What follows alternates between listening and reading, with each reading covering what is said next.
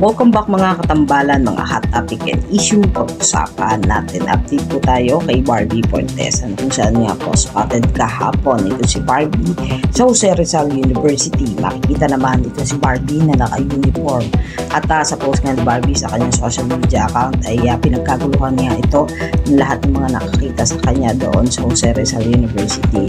Makikita naman na kumaway nga itong si Barbie sa lahat ng mga taga-suporta niya doon na kung saan nga po ay talaga namang umani ng hiyawan nang dumating si Barbie sa Jose Rizal University. Samantalang sa post naman ni Barbie sa kanyang social media account ay pumunta nga po ito sa Travel Time Wellness and Spa na kung saan nga po ay pahinga itong si Barbie Fortesa. Matapos naman po nun ay nagkaroon muli ng pa-black screening ang Avinon Clinic at ang Travel Time para naman po kay Barbie Fortesa.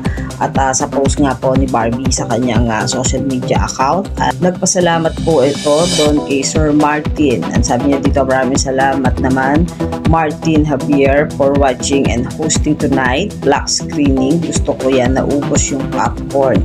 Na kung saan nga po ay nagpasalamat din ito si Barbie sa bumubuo nga po ng Avinon Clinic, Travel Time for hosting tonight black screening for P77 na talaga namang nag-uumapaw ang pa-black screening ng mga ini-endorse nga itong si Barbie Fortesa upang suportahan nga po siya sa kanyang pelikula. Bagamat napaka-busy nga po nitong si Barbie sa mga sunod-sunod na black screening shoot ay makikita pa rin talaga kay Barbie talaga namang walang kapaguran ang isang Barbie Fortesa. Yan po yung mga update natin ngayon kay Barbie. Kayo mga katambalan, ano ang masasabi nyo? Mag-comment lang sa comment section at pag-usapan natin.